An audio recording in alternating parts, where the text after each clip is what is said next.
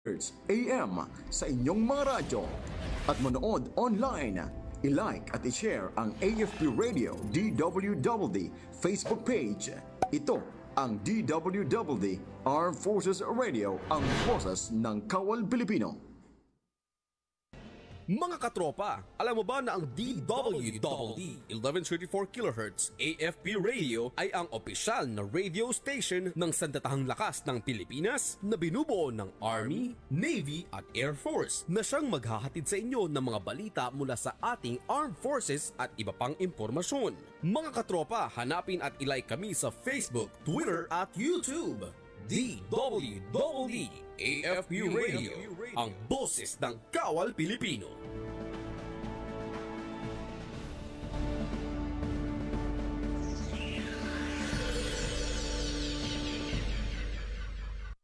Kayo ay nakatutok sa DWWD AFP Radio. Kami po ay kasapi ng KBP, Kapisanan ng mga Broadcaster ng Pilipinas. Ito ang DWWD 1134 kHz AM.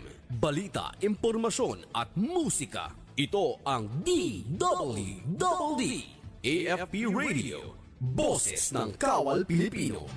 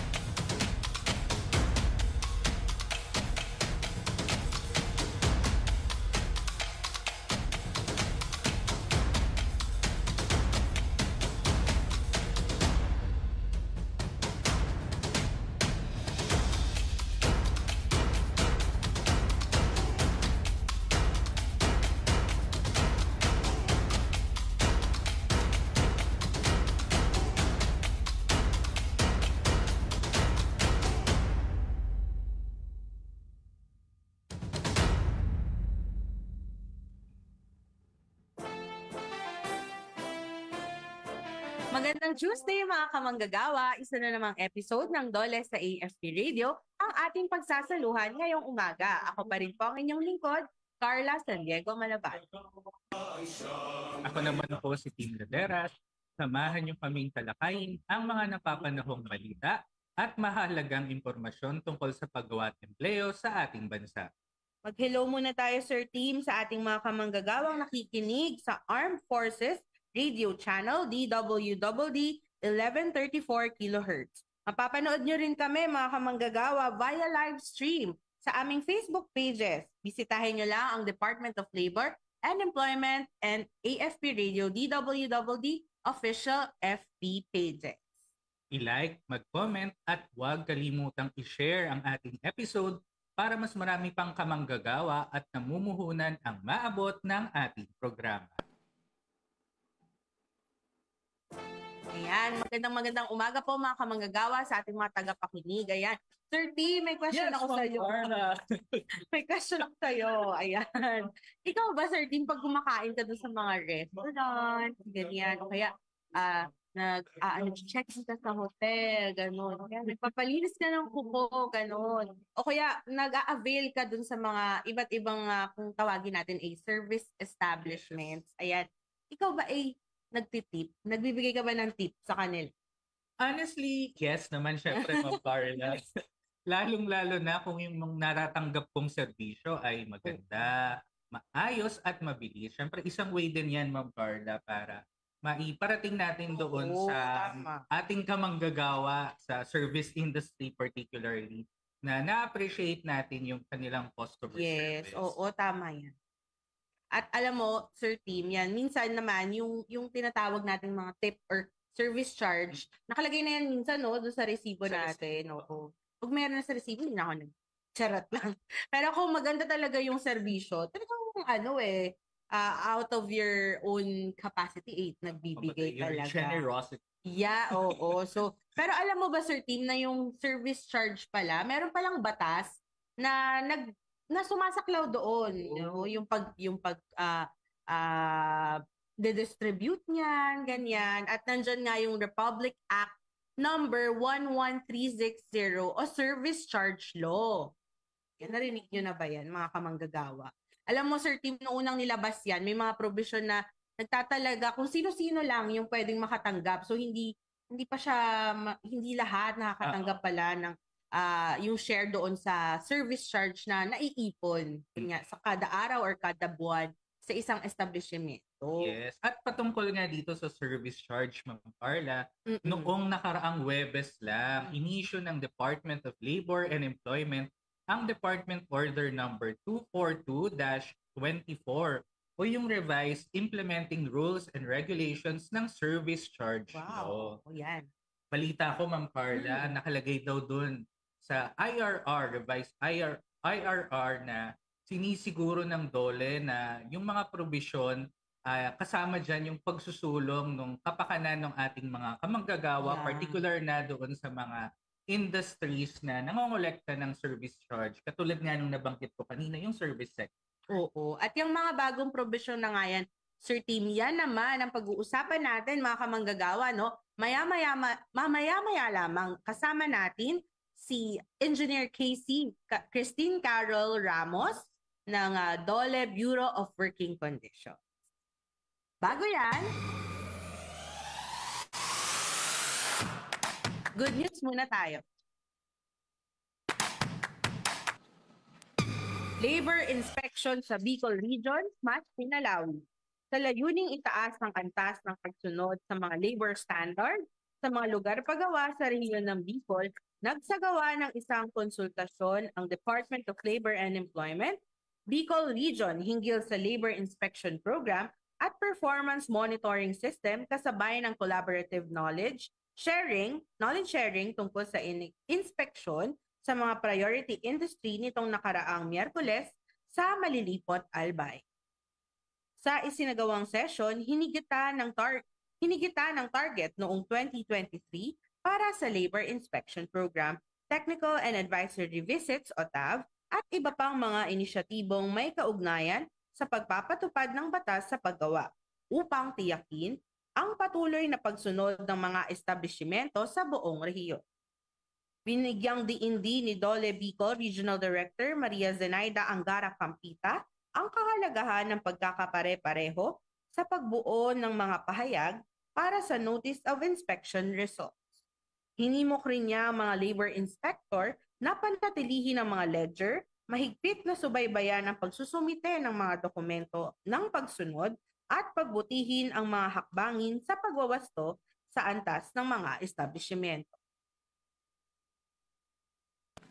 Sa pagbibigay diin sa paggamit ng mga pasilidad ng DOLE, binigyang diin din niya ang kahalagahan ng pagtulong sa mga kliyente sa pamamagitan ng online filing ng Single Entry Approach o SENA upang mabilis at maayos na malutas ang mga issue. Una nang inilahad ang overview ng programa kung saan ipinakita ang mga nagawa ng DOLE Bicol Region noong nakaraang taon. Hindi lamang nalampasan ng rehiyon ang target para sa inspeksyon ng mga establishmento na may kahangahangang bilang na mahigit na 1,083 kumpara sa 808 na target nito.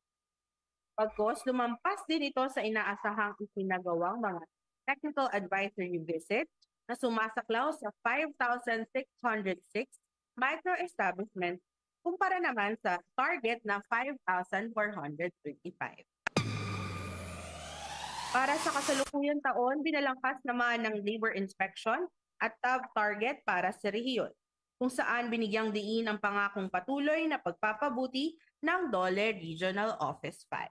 Nagpasalamat naman si DOLE Bicol Assistant Regional Director Imelda Romanillos sa kooperasyon ng mga kalahok at kinilala ang mga inilahad na issue at binigyang diin din ang kahalagahan ng bukas na komunikasyon para sa patuloy na pagpapahusay ng serbisyo.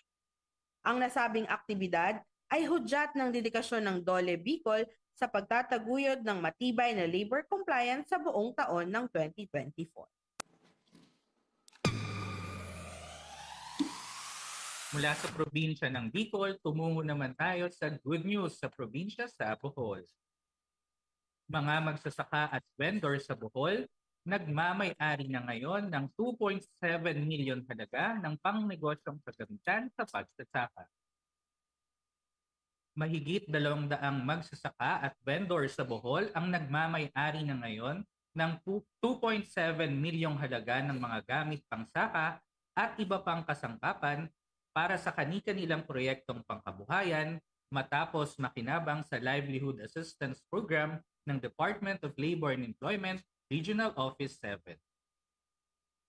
Ang mga benepisyaryo ng naturang programa ay mga miyembro ng 7 asosasyon ng mga manggagawa mula sa San Miguel, ang accredited co-partner ng Kagawaran sa pagpapatupad ng proyekto. Nitong nagdaang Miyerkules, ang Dole Bohol Field Office at ang lokal na pamahalaan ng San Miguel ang namahagi ng mga kagamitang kakailanganin ayon sa mga natukoy na proyekto ng mga benepisyaryo. Ang Corazon Women's Association na susubukin ang restaurant at catering services ay nakatanggap ng mga kagamitan na nagkakahalaga ng 337,488 pesos.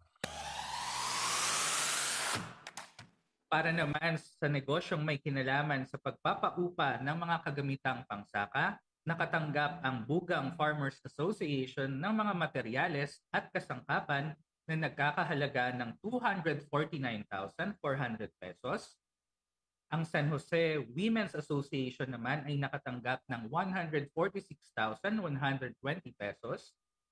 Ang Kagawasan Farmers Association ay nakatanggap ng 243,288 pesos at ang Kambasan Irrigators Association ay nakatanggap naman ng 999,696 pesos. Ang kabuang halaga ng 249,928 pesos ay naibahagi naman sa Hagbuyo Women's Association na papasukin ang produksyon ng itlog. Samantala, 498,482 pesos naman ang naibahagi sa Bugang Women's Association para sa proyektong swine fattening. Ayon kay Dole Bohol Field Office Chief Maria Eloida Cantona, ang parehong asosasyon ay inaasahang makakatanggap ng mga kagamitang kakailanganin para sa kanilang proyektong pangkabuhayan. Bilang kinatawan ni Dole Central Visayas Regional Director Lilia Esteliore, personal na ipinamahagi ni Cantona ang mga kasangkapan sa mga benepisyaryo sa San Miguel noong nakaraang Miyerkules.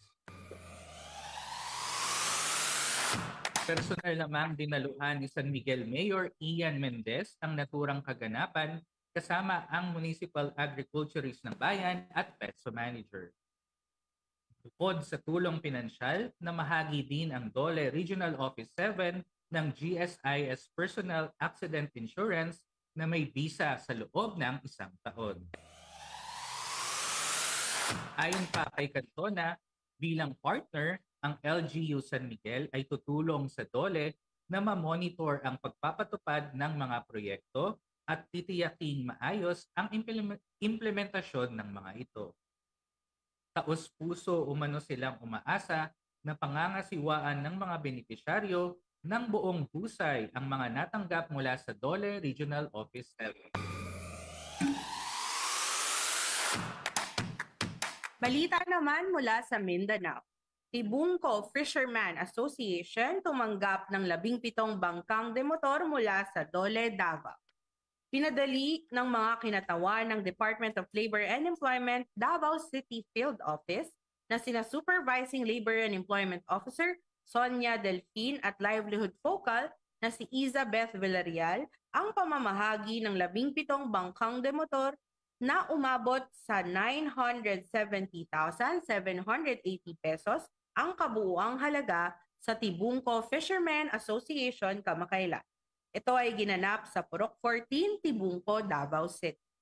Ang nasabing okasyon ay dinaluhan ni John Necor, isang kinatawan mula sa Davao City Agriculturist Office, Fisheries Division at Barangay Kagawad, Gary Espejon kung saan hinimok nila ang mga benepisyaryo na pangalagaan ang kanilang mga negosyo at sikaping pagyamanin ang mga ito. Ang mga formalidad sa paglagda ng Deed of Donation ay pinangasiwaan naman ng mga livelihood development specialist na si Miss Mary Glosel Cantones at Miss Ariel Rian Arani. Nagpasalamat naman ang mga opisyal ng Tibungco Fishermen Association na sina Elver Dinagat at Jopet Alcalal at ipinarating ng mga ito ang kanilang pagpapahalaga sa interbensyon ng pamahalaan.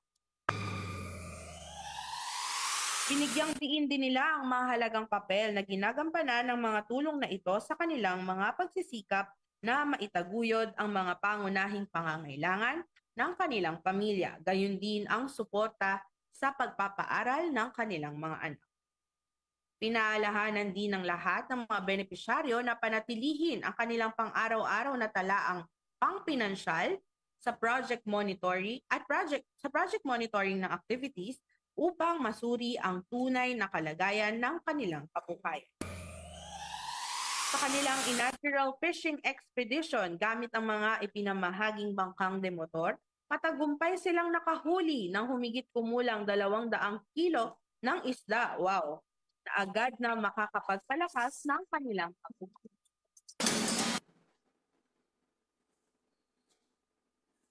At yan po ang mga good news na tampok natin ngayong umaga. Susunod na po ang ating panayam kay Engineer Christine Carol S. Ramos, Chief ng DOLE Bureau of Working Conditions tungkol sa bagong panuntunan sa Service Charge Law. Mamaya po yan pagkatapos ng ilang mga paalala. Oras po natin 17 minuto makalipas ang 11:00 ng umaga. Alamin ang mga mainit na balita mula sa ating Armed Forces. Tumutok sa 1134 kHz AM sa inyong mga radyo.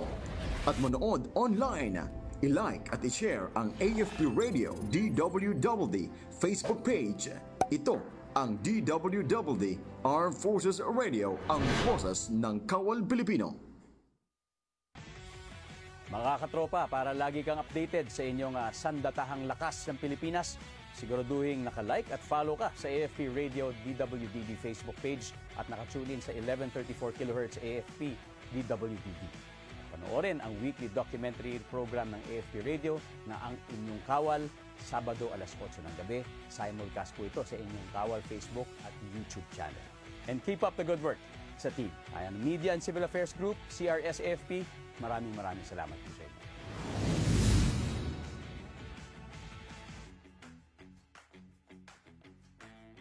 Nagkasakit o naaksidente sa work? Don't worry! May ECC na handang tumulong sa'yo.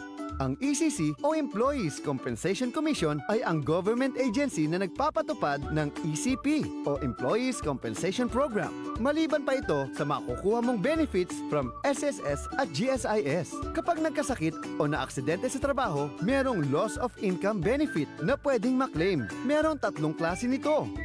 Una, temporary total disability o sickness benefit, kung saan ikaw ay nagkasakit o naaksidente at kinakailangan mong umabsent ng ilang araw hanggang 8 buwan. Pangalawa, permanent partial disability. Ito ay kapag may nawalang parte sa katawan mo o kaya function ito.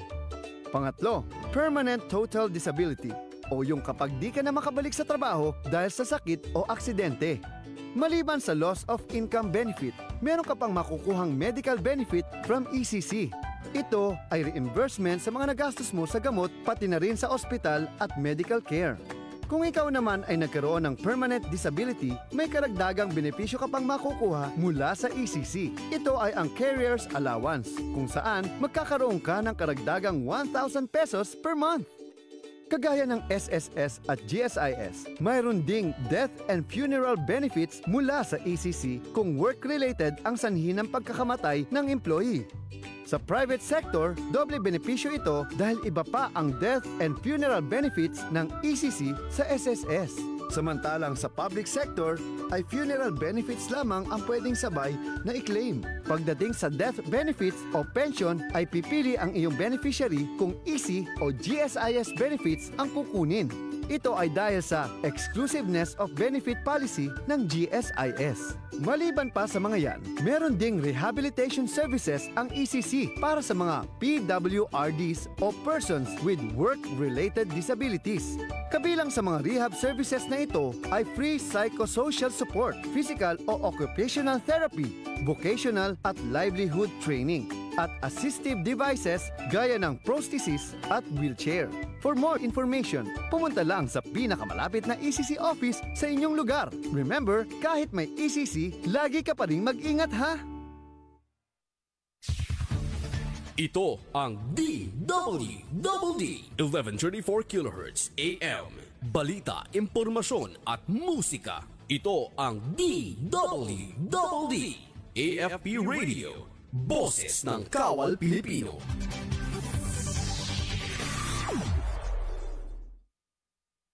Nagbabalik po kami ulit dito sa DOLE sa AFP Radio.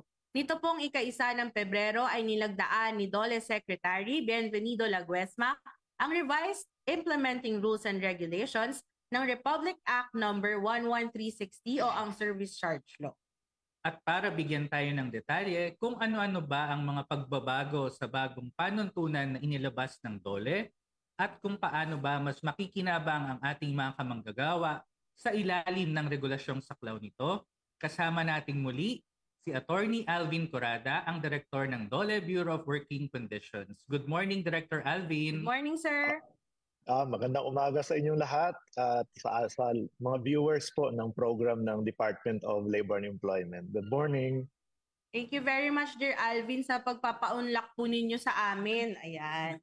And very hot topic po, dear Alvin, yung ating pag-uusapan ngayong umaga dahil nito nga lang pong last week lang po ay napirmahan na po ni Secretary Laguesma yung ating revised IRR.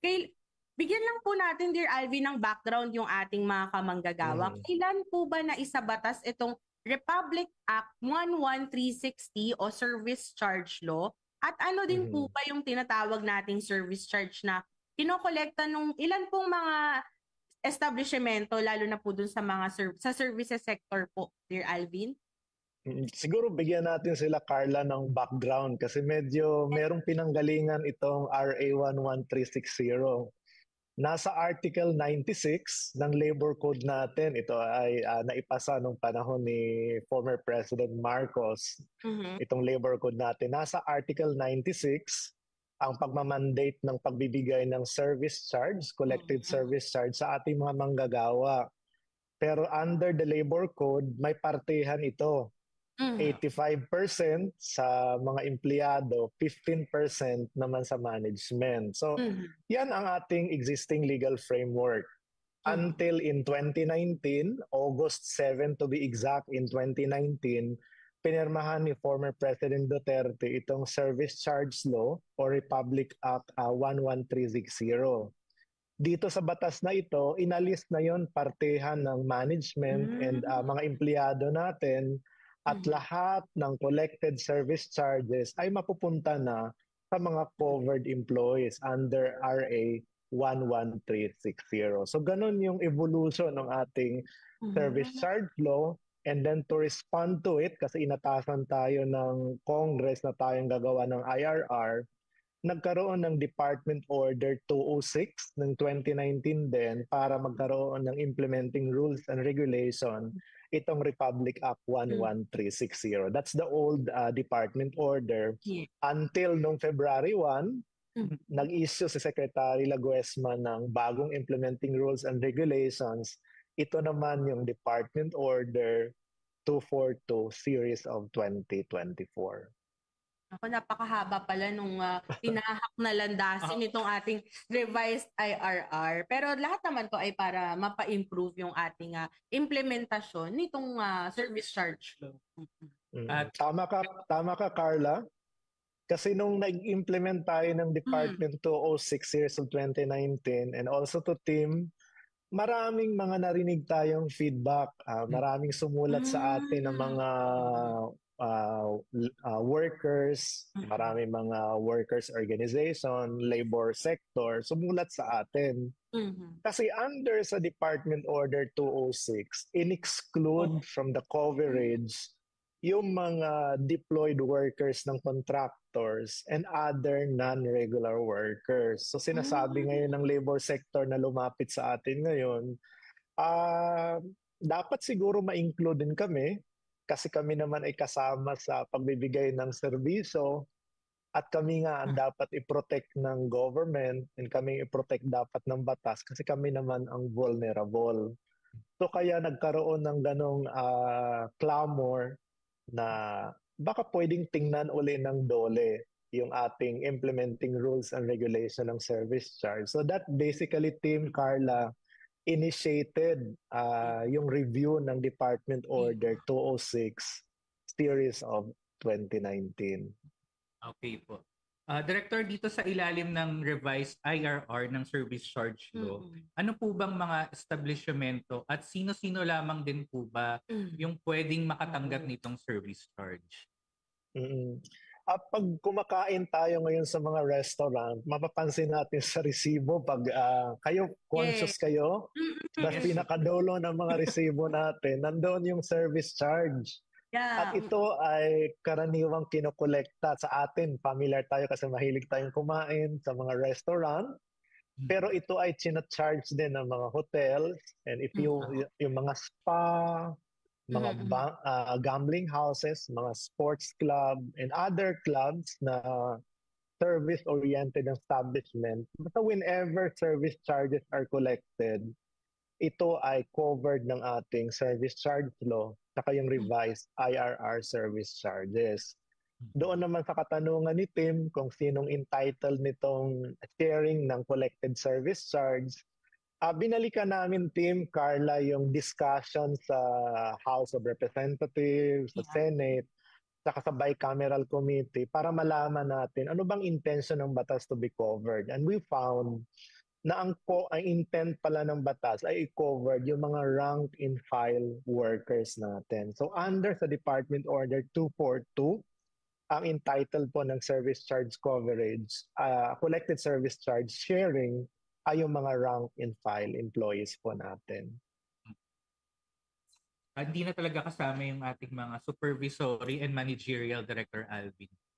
That is correct, Tim, kasi ang ginamit na definition sa batas, nasa dulong phrase, kung conscious ka lang i-examine yung phrasing ng batas, nasa dulo yung to effectively recommend such actions. And then under sa labor relations chapter ng labor code, ang definition ng ating supervisory employees ay yung effective recommendation ng such managerial actions. So in effect, when the law defined who are the managerial employees, the law effectively included therein supervisory employees. Kaya ang covered lang or beneficiary ng ating collected service charges ay yung ating mga rank and file employees lang po. Sir Alvin, ano naman po ba yung nakasaad dito sa IRR natin na panuntunan pagdating naman po dun sa distribution o pagbibigay po ng service charge? Kailan po ba dapat ito binibigay ng ating mga employers doon sa mga covered na mga manggagawa? Nabanggit ko na kanina, Carla, but I want to reiterate again na under the revised rules natin, lahat ng collected service charges ay pupunta sa rank and file. At ito ay i-distribute sa kanila na twice a month. Ang sinasabi nga sa IRR, sinasabi sa new revised implementing rules natin, once every 2 weeks but not exceeding 16 days. Parang sweldo din siya. Yeah, so ganun ang frequency ng distribution natin. Pwede isabay natin. sa sweldo, no, Director? Yung pagbibigay o pag-distribute nitong service charge. Ito po ba service charge, Director Alvin? Karagdagan po ba ito sa mga benefits na natatanggap ng ating mga kamanggagawa? Karagdagan in the sense na ito ay hindi binibigay ng mga employer, ito ay collected sa pagbibigay ng serbisyo. So masasabi natin dagdag na wage-related benefit kasi nagtatrabaho ka doon and then the employer where you're working for is collecting service charges. The collected service charges will go to you. Pero meron karaniwang hindi na isasama sa discussion na karaniwang tinatanong sa atin. Baka gusto ko nang idagdag, Tim and Carla. Sige po, Ano direct. naman daw ang treatment sa tip? Kasi Yeah. itong service, Mhm. iba yun eh. Yung tip Opo. kasi voluntaryo natin binibigay dahil Mhm. nakaramdam tayo na extra special tayo na tinitreat sa restaurant. So yung tip ay hindi kasama sa service charges. On top pa yon sa service charges. If the establishment is collecting service charges, those collected service charges should be distributed to the employees. Pero kung mayroon pang tip, hindi yun i-consider as service charge. But on top of that, the tip should also be distributed sa mga covered employees po nila. So magkaiba pa pala yon, Dear Alvin. So yung tip pala ay pwedeng may iba pa silang rules doon, no, Director? Depende yun sa company rules and regulations, paano yung tip, but basically, pupunta rin dapat yung tips sa ating mga empleyado. Kung sino talaga yung nagbibigay po ng serbisyo.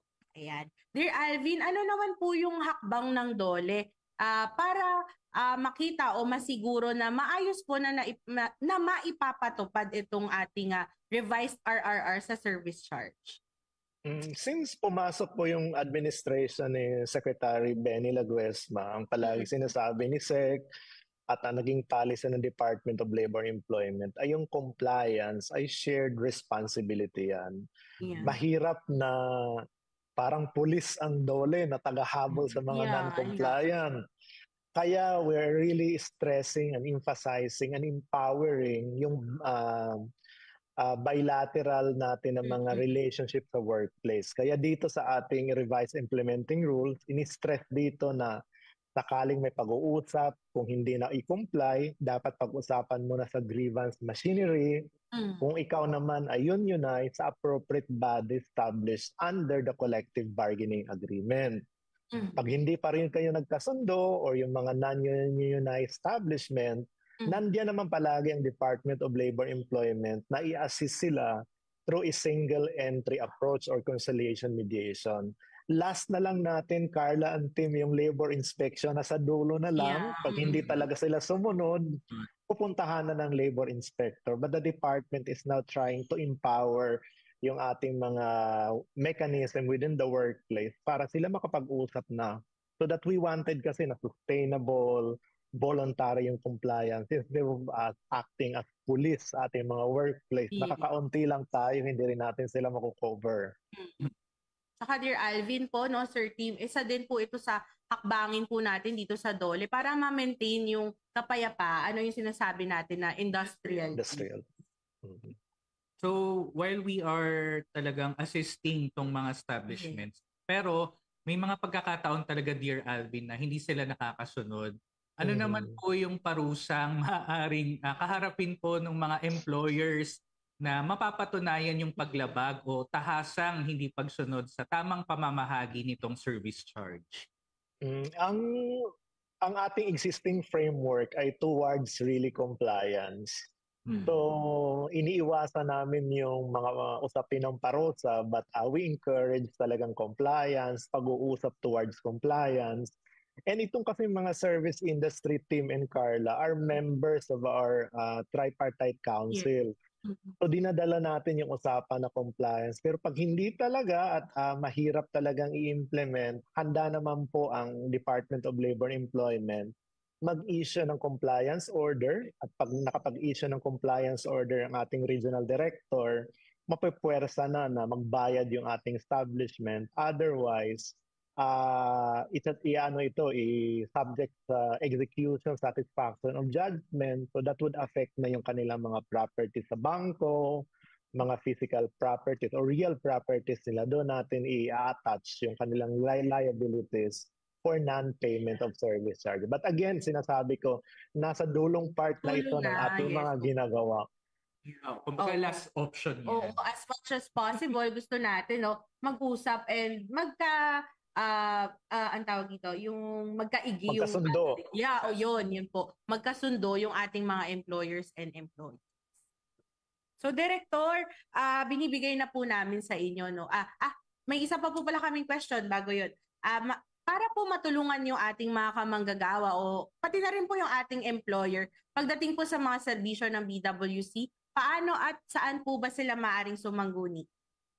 Meron tayong DOLE hotline. Ito naman ay partnership ng Yes. Information and Publication Service ng DOLE. Kasama namin kayo diyan, Tim and Yes. Carla sa call Yes. center. And kami naman ay nagbibigay ng tuloy-tuloy na capacity building. So kung meron po kayong mga katanungan, mga clarification, call center is the best and appropriate avenue para matugunan niyo inyong pangangailangan.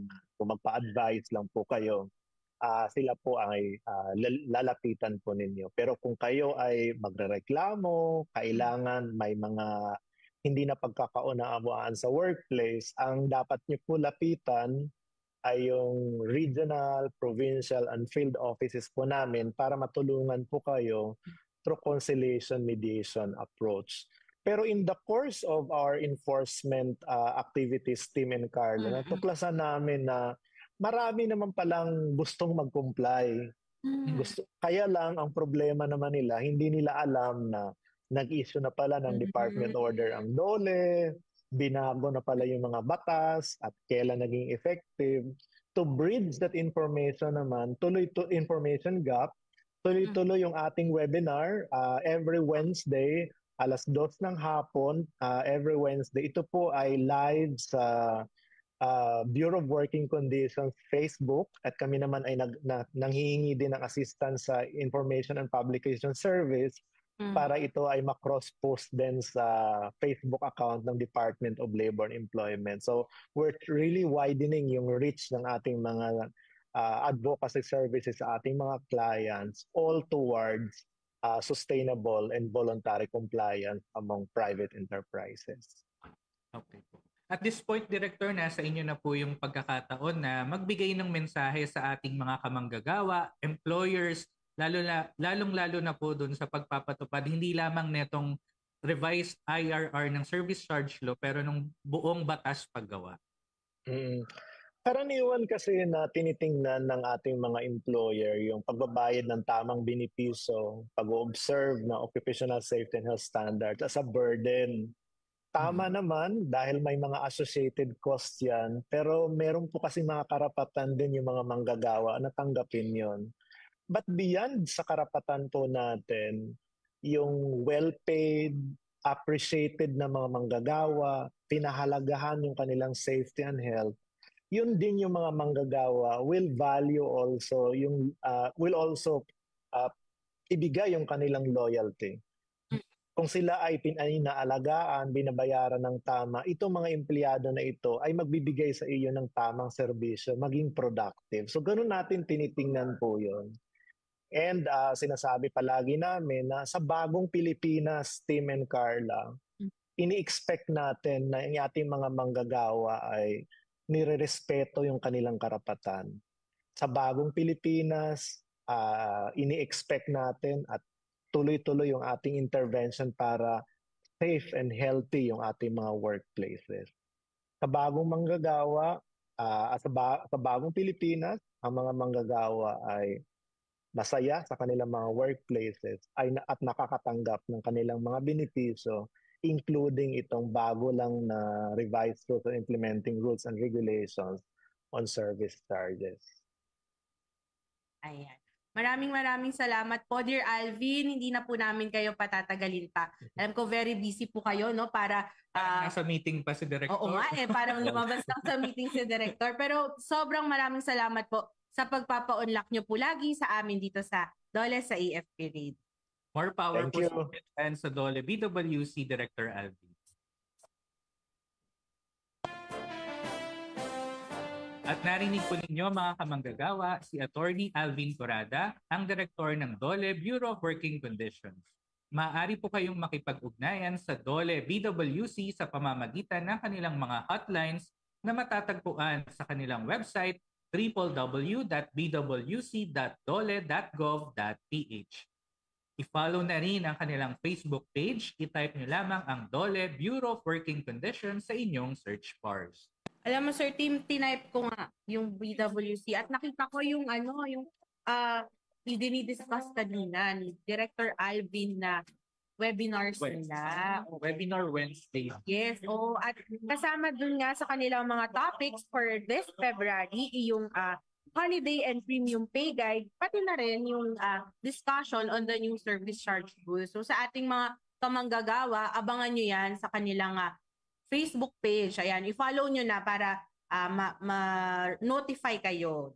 Naka-live na sila. Ayan. At naka-cross-post din yan. Tama yung sinabi kanina ni Dear Alvin na tinutulungan natin sila to disseminate yan. Naka-post din yan sa ating Facebook page. Yan.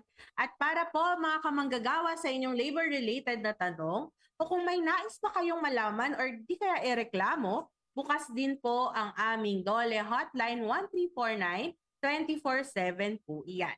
I-dial nyo lang po yan sa inyong mga telepono.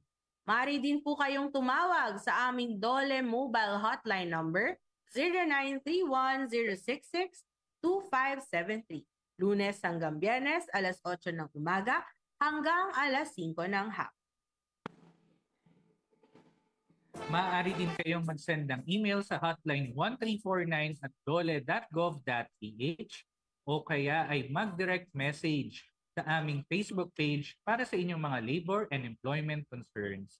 Siyempre, hanapin nyo lamang ang official at verified Facebook page ng Department of Labor and Employment.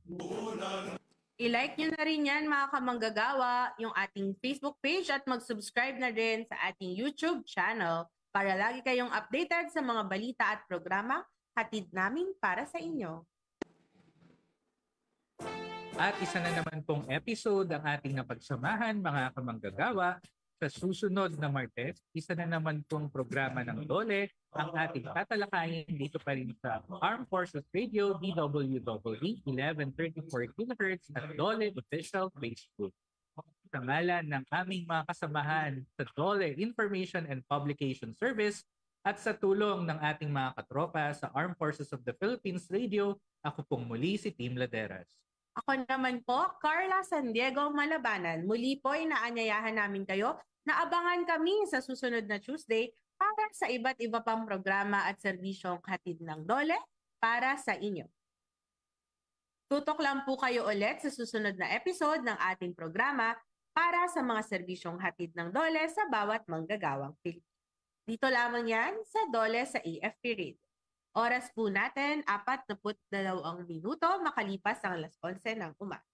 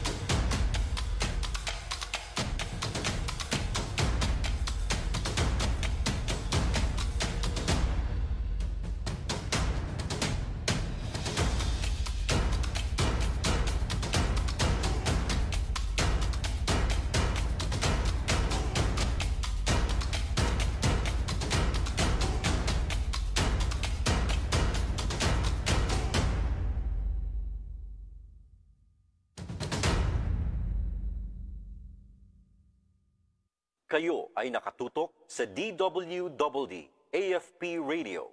Kami po ay kasapi ng KBP, Kapisanan ng mga Broadcaster ng Pilipinas.